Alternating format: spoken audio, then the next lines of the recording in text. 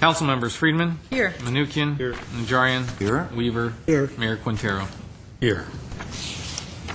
And for the Housing Authority, please. Authority members: Friedman. Here. Manukian. Here. Mincy. Here. Barazian. Here. Quintero. Here. Weaver. Here. Chair Najarian. Here. And we have your report. The agenda for the February 12, 2013 joint public meeting of the City Council and the Housing Authority was posted on Thursday, February 7, 2013 on the bulletin board outside City Hall. Item before you is Director of Community Development regarding proposed issuance of a request for proposals, RFP, in partnership with the YMCA of Glendale. 1A is an authority resolution approving issuance of an RFP. 1B is a council resolution approving issuance of an RFP. Mr. Ochoa. Yes, sir. So much of the success that we've had in the development arena, particularly in the development of affordable housing, comes by way of partnerships. So today, this afternoon, we have for you a very exciting embarkation point as it relates to a partnership with the YMCA. We'll have Peter Zovak, our Deputy Director for Housing, come up and give you the particulars on what could be a very exciting project. Peter?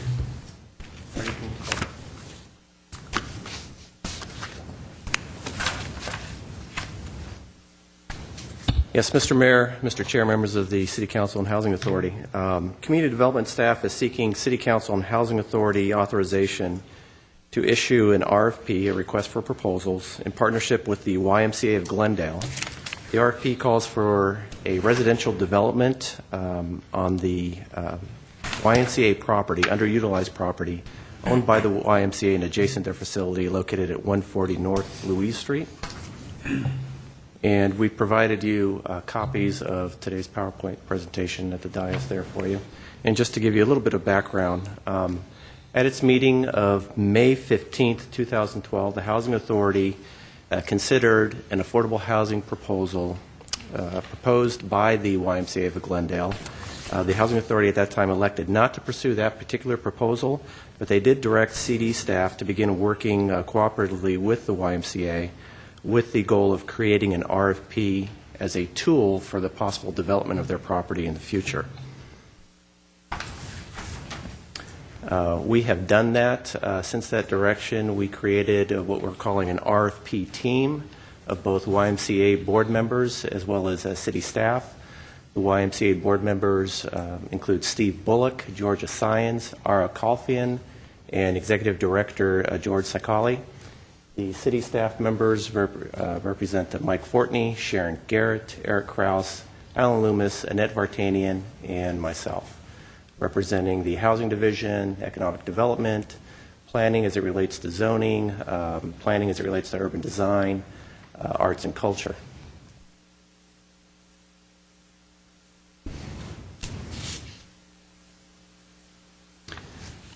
The RFP team put together and proposed this RFP and have asked developers that are responding to it to recognize a few things with their submittals. One is the synergy of downtown Glendale, the development vision outlined in the downtown specific plan and the arts and entertainment district, which we're going to get into in a little bit, that there are partnership opportunities with the YMCA that are available here, and the desire to see quality housing done in a creative environment with support systems and programs. The RFP goes on to provide some and detail some of the development priorities that the three groups would like to see, the YMCA, the Housing Authority, and the City of Glendale. I'd like to highlight a few of them here. With regards to the YMCA, some of the development priorities they would like to see is that for the consideration of their property, they would like to see a market value payment for a leasehold interest on their property. They'd also like to try to increase the parking that's available for YMCA members now. They currently have 108 parking spaces dispersed throughout their holdings there. They would like to see improvements to the vehicular entry to their facilities. And they would like to have some consideration for a possible proposal to transfer property management duties of their SRO facility located on the corner of Wilson and Louise. In terms of development priorities for the authority, they've been listed as, with regards to the residential development, desire to see either a market rate, 100% market rate development, a mix of both market rate and affordable housing, or an all 100% affordable housing project. If affordable, the responders are asked to maximize leverage funding to reduce housing authority investment in the proposal. And and as previous direction provided by the Housing Authority, a 100% affordable senior housing project would not be considered for this site. If you recall that discussion in May, we did take a look and somewhat discuss the proposal at that time, which did call for 100% affordable senior housing, and staff did provide some or indicate some concerns with that proposal with its adjacency to the downtown. And so that will not be considered in any of the proposals that are in response to the RFP. The development priorities for the city are to have create an urban design vision for the property, to promote economic development, and to take a look at, because of its adjacency to the Arts and Entertainment District, to take a look at arts and culture. And with that, I will turn it over to Alan Loomis, who's going to talk a little bit about the site, about possible development scenarios, and what he sees as opportunities. Thank you. This is aerial view looking north with Brand Boulevard on the left and Broadway kind of bisecting the middle of the screen. The YMCA site that we're discussing is here, highlighted in the upper right in orange. As you'll see, it's this area highlighted in purple is the Art and Entertainment District, focused on Maryland Avenue and anchored by the Central Library and the Alex Theater. So there is this kind of immediate proximity between the YMCA site and the vision evolving with the Art and Entertainment District. And therefore, the RFP suggests that a proposal that includes some form of art or culture component, whether that's a preference towards the residential population of the development or the programming involved or providing some sort of public gallery, would be favorably reviewed. This is the actual aerial of the site that the YMCA owns, highlighted in the yellow border. Of course, it includes the historic 1920s Spanish Colonial Revival building, as well as a very large concrete structure, which is where the dominant gymnasium is. And you can see a smattering of parking lots and two existing apartment buildings. The area the RFP anticipates as the development site, however, is a little bit smaller. It excludes the two gymnasium facilities. The Y has indicated that they'd be willing to entertain the demolition of all the other three smaller buildings on the site to make way for a newer development. With that in mind, this sort of becomes then our sort of blank slate, and the RFP puts forward a number of kind of bullet points of sort of ideas of design considerations from a site planning standpoint that should be considered. One of them is that the existing apartment building to the north pretty much sits on the property line, and fire and building codes will likely require there to be a setback from that building, which could be developed as a mid-block pedestrian paseo. The other very important for the Y is to provide a kind of unified, much nicer sort of front door drive-in drop-off from Louise Street between their two facilities. The RFP says perhaps that could be designed like the drop-off for a very first-class hotel. This then would also be the front door, the main driveway access to the parking lot for the YMCA. Their parking is anticipated probably to be at surface, at grade, on the development site. And then that would allow for very easy walking access back to the two main Y facilities. A much better situation than today, where it's actually hard to realize that all that parking that's off of Kenwood is actually associated with the Y. Parking for the residential would then be taken from Kenwood, would be the primary access. That parking would probably be located underground, so there probably would not be any mixing of the two parking levels. Parking for the Y and parking for the residents would be completely separated. However, we would like to see active active people uses on the ground floor at Kenwood, along with a landscape setback. This probably would take the form of the building's lobby, leasing office, and maybe some of the program spaces.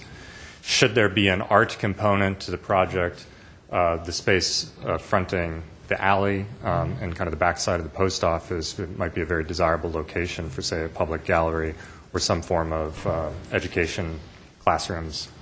And then finally, the corner here at the alley in Kenwood is going to be very visible from Broadway and really suggests that should be the front door of the proposed residential development. Perhaps that's where the main lobby is, or there's kind of a signature stair or some sort of unique tower, so that as you're visiting or driving down Broadway, you can actually sort of get an architectural feature of the building. all that added up, and then depending on how the building is developed in terms of its final design, we could end up with a building that has something of this footprint. You can see the little tower and then perhaps a courtyard and a connection to venturing out towards the two Y facilities. Of course, the final scheme would be determined through design review process that the City Council would review, and obviously the ultimate development pro forma and the development team that would come forward. So with that, I'll turn it back to Peter to conclude where we move from here.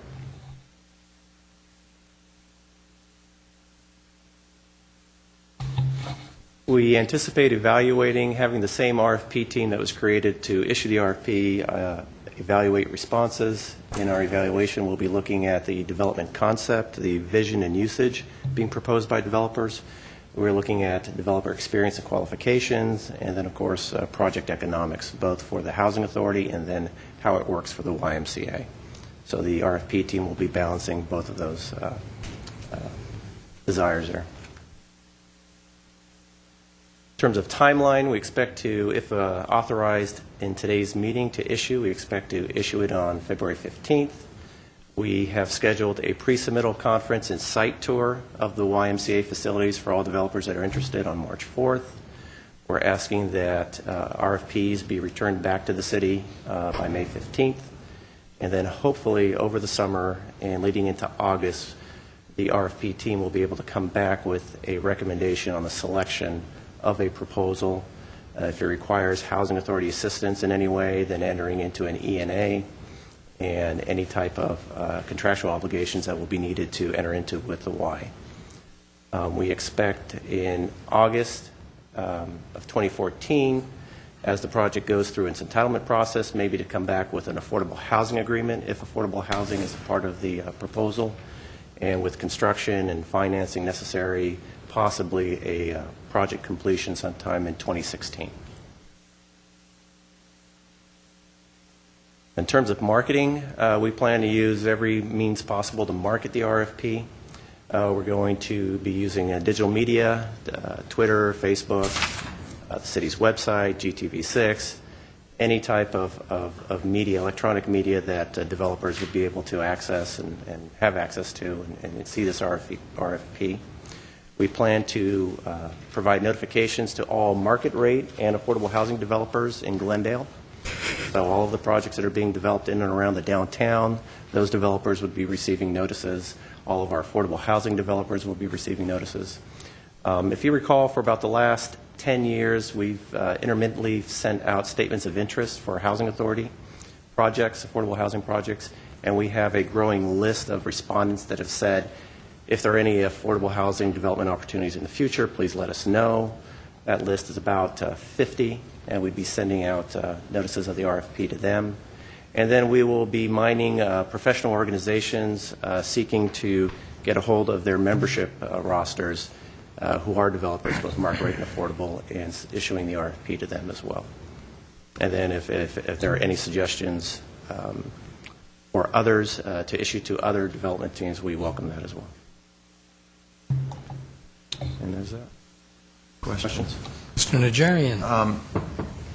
First, I'd like to applaud the YMCA for hanging in there all these years. I know that they've been trying to get a project done on their site for at least 4 years, as far as I'm aware, and it's great that they hung in there and this opportunity has arisen. But my specific question is, with regard to the existing housing on site, is the city or the Housing Authority going to be responsible to pay relocation costs in the advent of a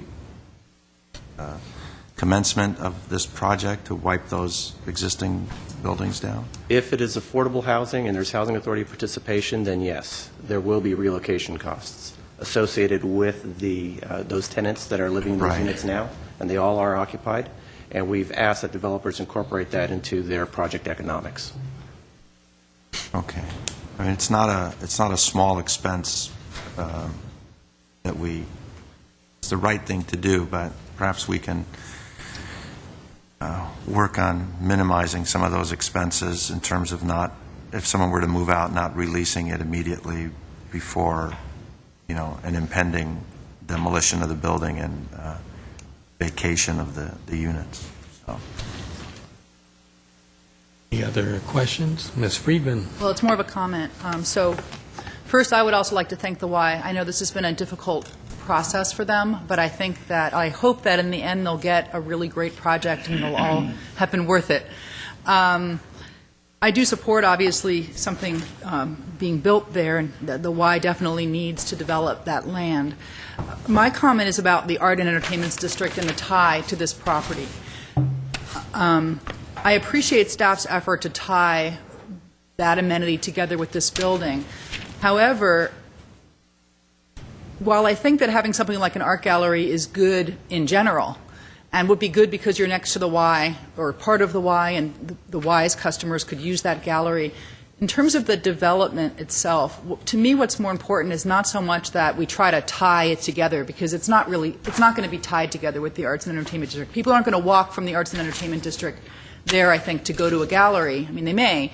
But to me, what's more important is that the population that's living in that building is a population that would appreciate that district, be copacetic with that district, maybe utilize that district. To me, that would be the higher goal, that whatever group is targeted to move in there is a group that won't be at odds with having a district that might have a nightclub or have a jazz club a couple blocks away from them. And I would think that for the success of the development, you would want to attract a population that would want to move there partially because of having that district and having the downtown so close by. So to me, that's more important than having arts itself on site of that development. And if there was something that I would like to see, would be in terms of something that we would try to incentivize or try to encourage developers to incorporate, would be usable public open space, because this is a dense area. And it would be nice to have something that, like we've talked about with some of the other developments, that's used by pedestrians and a place for people to sit when they're walking. And certainly the YMCA has a lot of clients that might want to take advantage of something that was like a park-lit type thing. So that would be something that I'd love staff to maybe talk to developers about and look into. And I don't know, given the space constraints, if that's possible. But if you're already dedicating space, let's say to an art gallery, I think that's another alternative that we should think about. Point well taken. Let me just clarify, the artist concept in terms of the gallery is a suggestion. It's listed in the RFP as for an example. And we purposely did not want to dictate the actual use here. We wanted to have the developers the ability to be creative and propose something. So we simply listed it as an example because of its adjacency to the Art and Entertainment District. We, during this RFP process, the team visited a couple of sites that center around an artist colony population, and how they did their programming. So we saw some similarities to that, and so that's why we listed it as an example. Mm-hmm. And we're hoping that developers see that and then are able to take it to the next step with regards to the overall vision of the RFP, and in a way that you've described. Not so much that we're trying to bring people from the A&E district to the project, but generate some buzz around the project so that those people then go, and whether it's members of the public visiting or the actual residents of the facility, then going to the A&E district. Okay. No, I think it's a good idea. I just, again, feel that it's the population of people that are living there.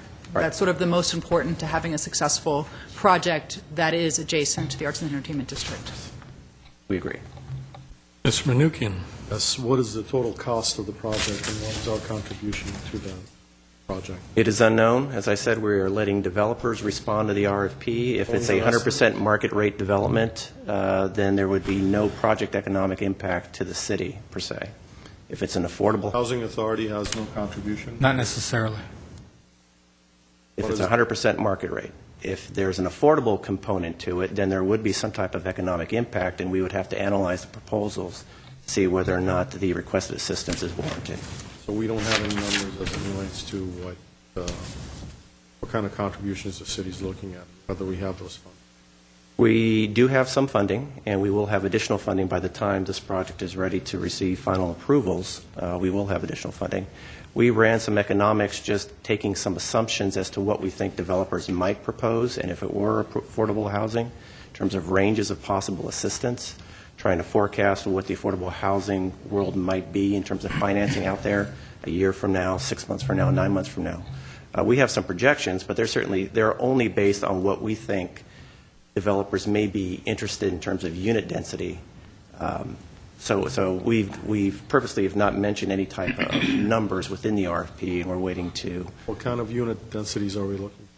It could range anywhere from 70 to approximately maybe 140 units in density. And it all depends on design, style, architecture, amenities, programming that the For the developers whole want to project? provide. Correct. For the entire site. The policy question that may come back to council is whether or not you want to see an affordable housing component at that location, because there probably will be some pressure from the market to say keep it all private and avoid any kind of entanglement. And then there might be some pressure by the YMCA to, in a market rate development, being able to see, maybe possibly realize more in their leasehold interest on the site. Might want to consider that over an affordable housing proposal. I am really happy that they're developing that area, particularly the way we are developing the media center, which is so close now with the theaters and so forth. Just thinking about it, I think it should be certainly predominant market value for that area. I don't see that for families. I don't see it low-income families, because it's just not an area for that. We have other areas for that, but I do see it as a lot of our single professional young workers, we're young employers and so forth. I know this is ahead of it, when the developer comes in, but just my thoughts on it. Of course, if it is not affordable at all, then I won't be involved at all, but I could see both in it, but I think the predominant thing should be market value. I was thinking of older singles like yourself, Mr. Mincy. This would be just a right atmosphere. Any other comments? Okay, well, I also want to thank the Y, but specifically thank the board, and they're in the audience today, as well as the executive director, who has done a wonderful job since he came to Glendale at all levels. And I think we've got a real winner. And I do like the project. I think it's something that's going to benefit the Y and absolutely benefit the city with what you've come up with. I think that obviously the project, it's all going to be about the tenants and what type of person or persons we get in there, but I'm sure that through the RFP process there'll be plenty of options and plenty of companies that are going to take advantage.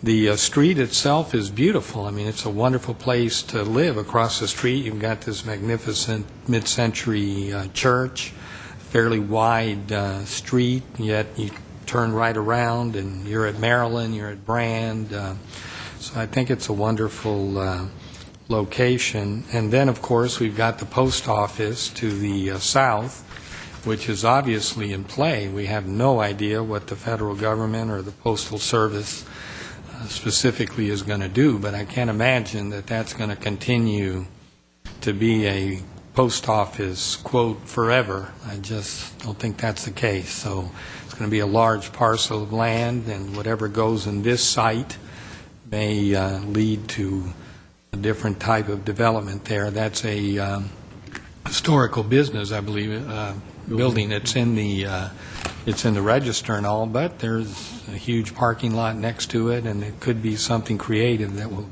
go in there. But for me, the big question is what you're going to do with the